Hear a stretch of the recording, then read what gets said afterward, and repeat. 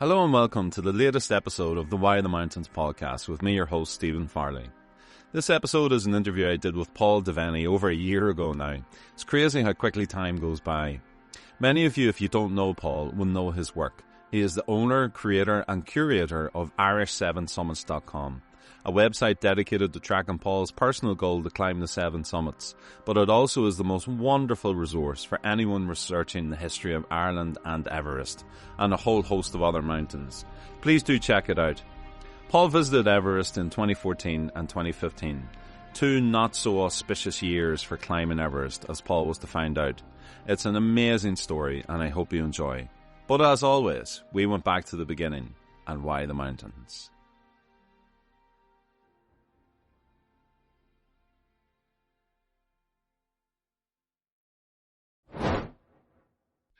I love the solitude of the mountains. I love the challenge of the mountains. I was brought up underneath on the foot of a hill in Longford, which is a fairly flat part of the country. But the highest peak in the Midlands is just behind our house. And there's the sort of pilgrimage every first Sunday in June where you're dragged up there as a kid. And everyone walks up to the top, and there's a mescal at the top, and you can see 3 provinces from up there. You can see up into North Leith from Cavan and down into Westmeath. And it kind of always had a sort of a magical appeal when we were kids, and that kind of never left me. And when I got into the bigger stuff later on in life, that I kind of reconnected with that a little bit, and I just found that I really enjoyed the challenge of pushing myself in the mountains.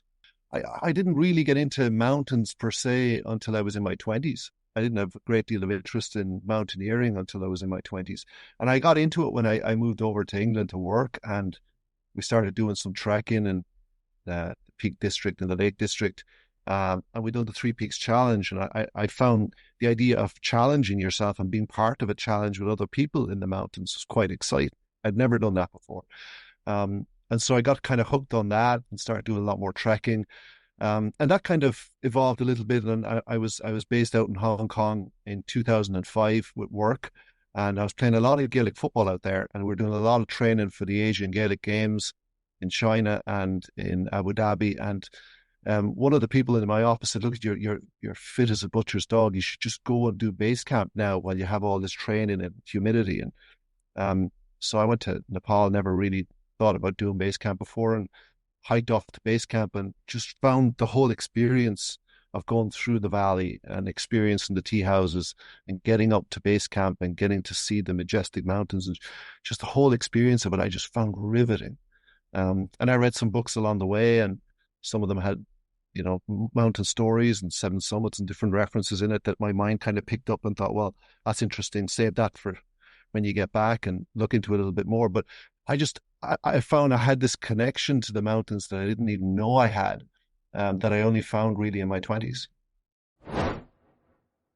Growing up in Longford, it just goes to show you that you don't need to be surrounded by towering peaks or anything much at all to develop a love for the mountains.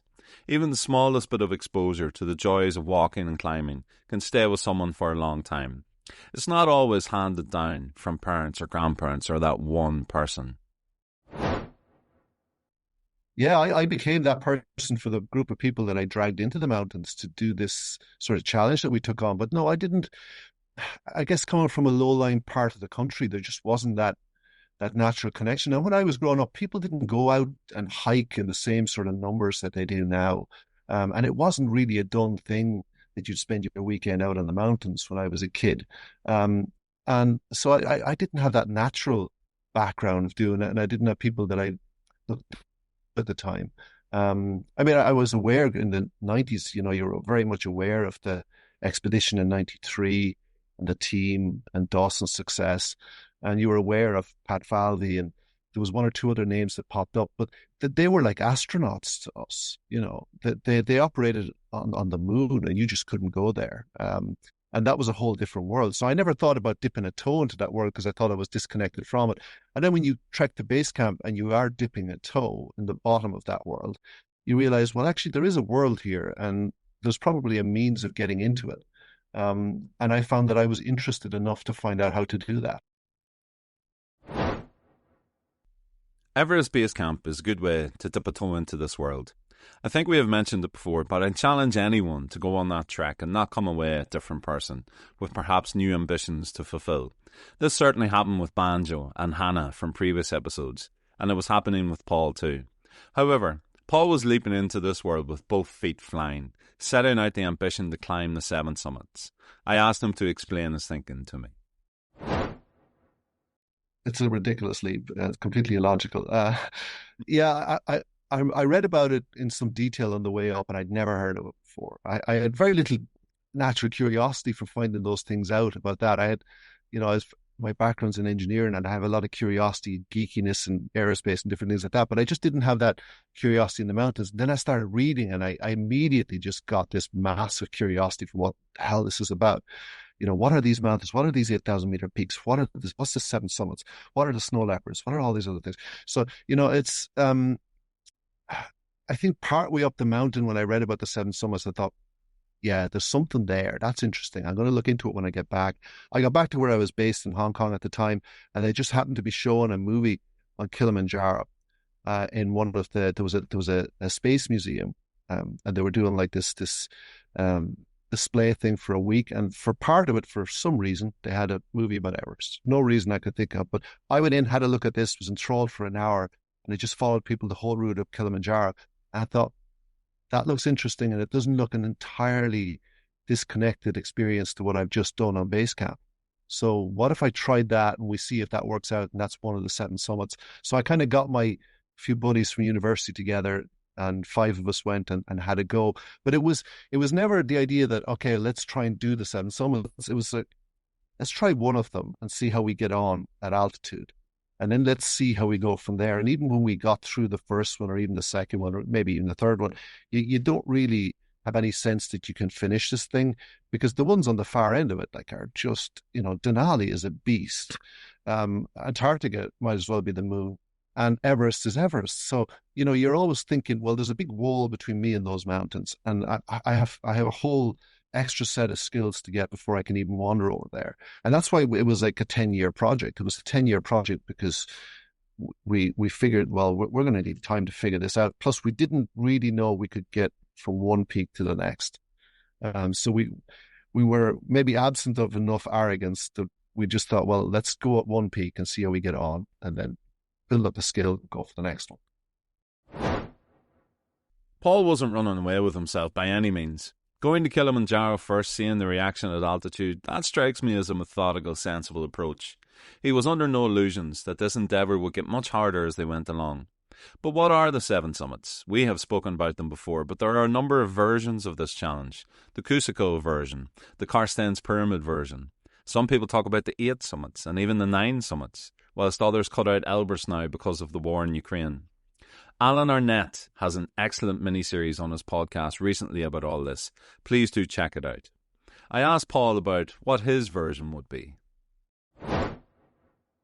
The Cusco version, but the Carstensz Pyramid is very much on my radar, because I'd like to envelope the whole lot in the same way. I've gone up Mont Blanc a couple of times to just put to bed any East-West Europe controversy. But then the whole thing is just, Europe and Asia is kind of all one landmass. It's, you can pick holes in the integrity of a 7 summits challenge in the same way you could pick holes in any challenge, really. And the Messner list versus the Bass list might be as much based upon the fact that one mountain's hard and the other one's easy, rather than one's continental plate and the other's not. So it's about which flavor of ice cream you like on this. But I'd certainly like to do both, because the other one is a very interesting mountain to do as well. The harder one, the one in Papua New Guinea. So if you can get there, which is really hard to do at the moment because the country's been closed for a while to tourists, if you can get there and get up and down, it's quite an experience. And why would you not want to do that if you could? It's true to say that some of these mountains are in tricky parts of the world. Carstensz Pyramid, as Paul said, is in Papua New Guinea and is considered the highest mountain on the Australasian continent, though as Paul said, what flavour of ice cream do you prefer? It may be the lowest peak if you exclude Cusco from the list, but it is probably the most technical, and unless you take the direct route up, your climb would probably involve a Tyrolean traverse at one point. Also, as I said earlier, the geopolitical situation has changed remarkably in the last 3 years with the Russian invasion of Ukraine, which more or less rules out Elbrus and the Caucasus Mountains, though you can still go there if you are willing. But on all of these mountains, risk and danger are never far away.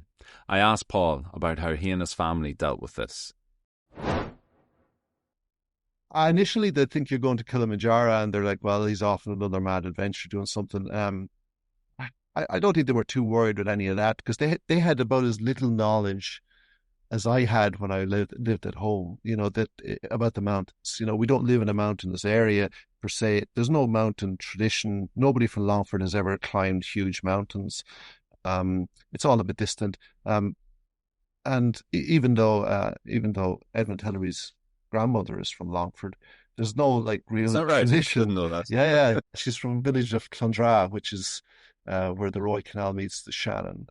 So she's so like but there isn't really any sort of connection. So that they're looking at this and it's like, oh, what's he doing? He's going up Kilimanjaro. What's that? It's a mountain in Africa. Okay. It wasn't until you got to maybe the more difficult ones that conversations had to be had. And then when you're going for Everest, conversations absolutely have to be had. It's for a range of reasons, conversations have to be had, and that's where it becomes more involved. As with most people embarking on the Seven Summit Challenge, Everest tends to be last. I asked Paul about some of his standout memories from the other 6 before we get to Everest.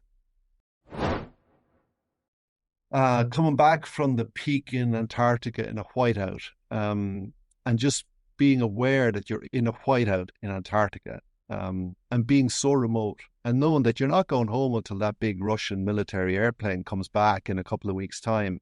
But just, I remember going through, and it's 100 years to the year since Tom Crean and Shackleton had been there to try and cross Antarctica, and you just become aware of how it must have been to have been there at a time where there was no communication method of, bailing yourself out easily out of a problem, and that you really were isolated from the rest of the world, that anything could be happening anywhere.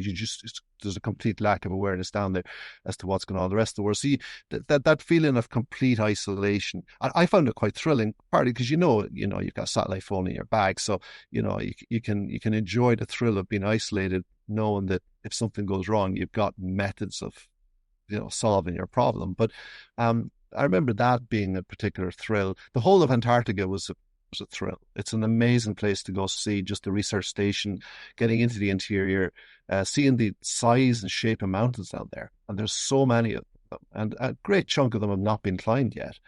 So there's so much to play at down there. It's just so very difficult to get down there, and it's so very expensive to get down there. But it's a magical place to be.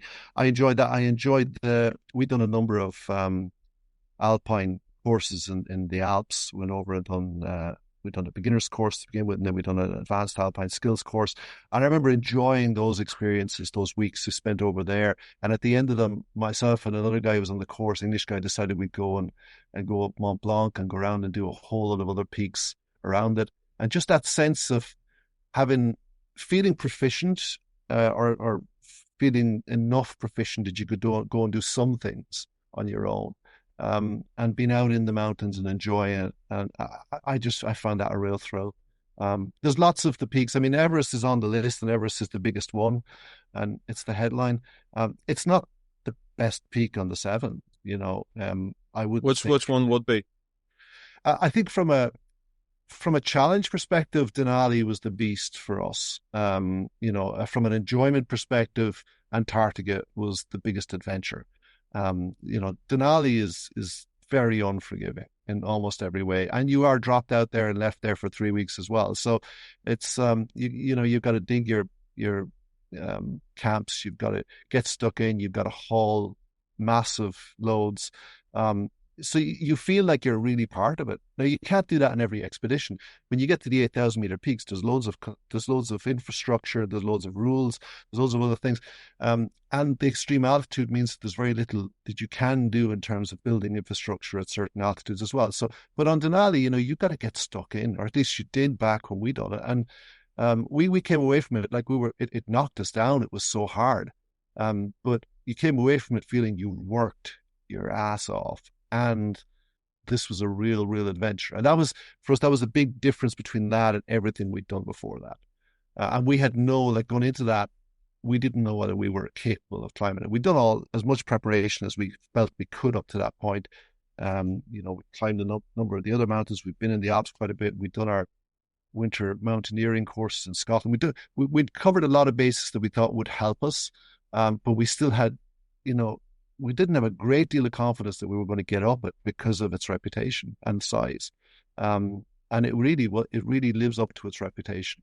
So yeah, that in terms of a challenge, that really, it's a very different challenge than to go to a very extreme altitude, because once you get above 7,000 meters and 8,000 meters, just the effects of altitude just change the game completely on what you can physically do and what you can mentally do. And that is a whole other challenge compared to the physical challenge of a mountain like Denali.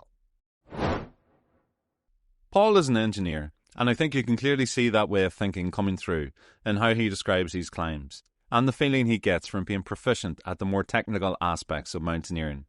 His description of Denali as a beast is one I've heard before. Interestingly, at the time of publishing this podcast, President Trump has announced the renaming of Denali back to Mount McKinley, a move that has angered many in Alaska and in the mountaineering world, including people like John Krakauer and Conrad Anker. It's an interesting debate for sure, and I totally agree that the mountain should remain known officially as Denali, because for sure almost everyone will continue to use that name, as people have for probably thousands of years. However, it does raise, in my mind anyway, an interesting thought over the name of Everest. But maybe let's leave that for another time. Paul was now getting towards Everest, and I asked him about how he prepared. I quit my job end of 2012 to spend all of 2013 full-time training for it. Okay. Which is, in retrospect, might have been the cleverest idea in the world. But I felt this thing was going to require a serious amount of my time that I wasn't going to be able to give to it while being fully locked into work. So I made a decision that I was going to quit work and go do this just go at it for a year and then go back and get back into work after that. And I'd made a deal with my alma mater in University of Limerick that I'd go there and I'd train there, and they were delighted because I was their lab rat, and they had an altitude house. So they were delighted to see me and delighted to put me into the altitude house and to do tests. And it ended up that it benefited both parties. I got the physical training from their experts in the sports center, and they got me living in this altitude chamber or altitude house for most of every day, and were able to test and see the effects of that on my body. It's like a hypoxic chamber. So it's basically in Kilmurray Village, which is one of the student villages at the University of Limerick. They had one house in the village, which was completely indistinguishable from all the other houses. But that one house was sealed, and the air going into it, being pumped into it, was filtered. So they split out the nitrogen and the oxygen, and they dumped a chunk of the oxygen overboard. And so what you got was a nitrogen heavy mix going into the house, which meant that you had the effect in the house of breathing in thin air, or breathing in a split of air that gave your body the sense that it was in a reduced oxygen environment. And so when your body triggers that it's in a reduced oxygen environment, it starts to produce red blood cells. It does all of the things that it would do at altitude. Now, you don't get the pressure effect, so you don't get the hyperbaric effect, but you do get the hypoxic effect of simulated altitude. And so they'd start you off low, they'd start you off like at 1,500 meters, and they can go the whole way up to 6,000 meters in the house. And so slowly but surely, the bedroom, the main kitchen area, everything except the bathroom, I think, was at altitude. So, you go into the house, you crack a match, it won't burn. So I would, from about 5 o'clock every evening until 9 o'clock in the morning, the house was at altitude. And they would bring me on a profile. I had a physiologist who worked with the sports science department, who was an expert in this, and they would bring me up a certain protocol that would bring me slowly up to 4,000 or 5,000 meters, and then we'd go a bit above that. Then when we felt ready, and they would every morning I would pee in a cup. They would take that away and test it. Every few weeks, the doctor would come in, stick needles in my arm, take my blood out. They would assess my blood, and we got to see in kind of real time what the effect I was experiencing from thin air, if you like, would be over time. And what that done was it gave me the ability to arrive at the mountain with a little bit of adaptation on Mm. the thin air side. You still have to do the slow and steady because you're not adapted on the pressure side. And you have to be very aware of that. So the hyperbaric effect can be just as dangerous, deadly as the hypoxic effect on the mountain. But it gave me something in my arsenal that I could use to try and be ready. Now, other people will do this by going into a chamber and training in an altitude chamber. And there's one in Swords, I think. There's one down in Limerick as well, where you can go in and there's entire classes at altitude, put up to 2,500 meters. And then they'll have like spin classes and different things like that. And you can buy a hypoxic kit that you can engulf your bed in and you can sleep in it. And it has the same effect as being in the house. But it's an interesting piece of kit. It's a good thing to have in the arsenal, but you have to be very careful in how you use it because, it is degrading your body to an extent because you are reducing the amount of oxygen that you're exposed to. So you have to get the mix right. Otherwise you'll arrive to the mountain with your system compromised to an extent, and then you'll be very open to all infections when you start trekking. So just getting the mix right is quite hard. But we done that, and we done all of the physical training and functional training alongside it to see how one would complement the other and so on as we went through. I love this kind of detail, and I could get lost for hours talking to Paul about it. It reminded me of some of the current operators on Everest who offer speed ascents of the mountain using similar techniques to what Paul is describing, preparing for altitude while still at home. Outfits like Mike Hamill's Climbing the Seven Summits, Nim's Elite X-Bed, and Adrian Ballinger's Alpenglow expeditions, and more, I am sure, all offer this option. Alpenglow claim to have invented it and have trademarked the term rapid ascent to describe their version. I asked Paul what he knew about this. Yeah, and I know some of the guys. There's a Austrian guy that offers one of the speed ascents. Burtenbach, is that right? Yeah, that's right. Yeah. Yeah. Nice fella. He offers that, and my question on that is always, yeah, but what about the hyperbaric effect? Like, what Mm-hmm. about the pressure effect? Because you get into extreme altitude, and there's a lot less atmosphere pressure pushing down on you. So the pressure effect in your body is very different. Your brain is sitting in fluid, your lungs are sitting in fluid, and one of the biggest risks is that you'll have some breach of your blood-brain barrier, and you get a stroke, or your lungs will start leaking in fluid. So, like the effect of pressure is just as dangerous, maybe more dangerous than the effect of less concentration of oxygen. Yeah. So to me, the people who succeed are obviously those who have proven in other ways that they're not immune to it, but they're certainly capable of dealing with that effect. I think, if you had a novice that had never done anything before that tried that, you are literally just, flipping a coin as to whether or not they can deal with the pressure effect once they get up there, especially doing speed. And then you have to get them out of there quickly. So the speed works well if you've got a very well organized expedition that can pull people out as quickly as it puts people in. And at that point, you're well outside of the self-proficiency model. I know you're well outside that anyway on Everest nowadays, but you're leaving yourself completely in the hands of the people around you because you don't know what your body's going to do at that altitude. Like when I got up on Aconcagua was pretty high, but it's nowhere near the height of the 8,000-meter peaks. But at 7,000 meters, your lung capacity starts to get to 50% at 6,000 meters. So and the concentration of oxygen is significantly lower than it is at ground level. So when if you're feeling that on Aconcagua and you know what your body's doing, you take that knowledge to the next mountain and you change the approach that you have and how fast you're going or how you deal with it or how you spot it or whatever. If you don't have any of that experience, you're entirely in the hands of everyone around you. And for me, I'd find that less of a thrill. The physical preparation is one thing, but the mental preparation is just as important, if not more so. I asked Paul how he felt about it all. Yeah, it was like I didn't. I spoke to as many people as I could before I went, and I remember going to see Roger McMorrow, who was, he worked at St. James's at the time as an anesthesiologist, I think.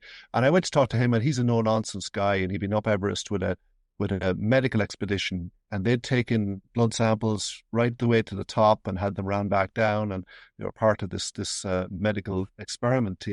And he was very straight with me. He said, "Look, we found this very small Nepalese woman, somewhere in the dead zone, and she was walking around in circles, and it took like 15 of us 30 hours to get her down, and she was significantly smaller than you. So if your legs don't work above 8,000 meters, you're dead." And he made it as clear as that. And he asked me about my alpine skills capacity, and he asked me about whether I'd done this or whether I'd done that, and he was trying to gauge whether or get me to ask myself whether I've done enough to be ready to go and get myself out of problems if you get yourself into problems. And I found that very refreshing, because you talk to a lot of people and there's a lot of positivity in this, and rightly so, because you need to have the right mindset to get up the mountain, but you need the hard reality of, right, this is very, very dangerous. And so what happens if you do X and Y happens? Are you going to be able to get yourself out of these situations? And I think that those home truths are every bit as important as all the encouragement you get. But yeah, the mental prep is long. I'd started it years before I went, because I think at the point where you get up and down Aconcagua, you start to think, okay, this might be in play. And it's still years in front of you. And then you get up Denali and you think, right, this is probably in play if I can get the logistics and the money and everything together. And then you start kind of planning how you're going to mentally prepare yourself for it. And you look at the statistics. I'm an engineer, so I get comfort from numbers. And I looked at the statistics. You look at where accidents happen. You look at why accidents happen. And there are patterns on the mountain. It's not that this mountain's been climbed a lot. And there aren't a great deal of surprises. Things will happen that are outside your control, but you have to park them in outside of your control. And then there's everything else, which is within the spectrum of what you can predict or control. And that includes like the company you're going to choose, the people you're going to climb with, the preparation you've done yourself.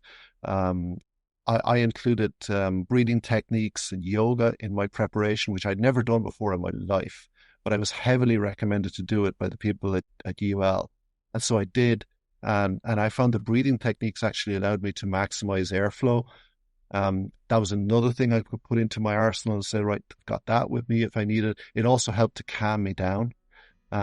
So that if you got yourself all pent up because of angst within the team or the fact that you're on the mountain for a long time, it gets very irritable. You get very irritable. Things happen. It doesn't go your way. You're part of a team dynamic, but it feels like a personal goal. And all these things are rubbing up against each other. And you've got to kind of have a way to kind of zero yourself as well. So yeah, there's a few different techniques that I use to try and prepare and to understand the reality of what I was getting myself into.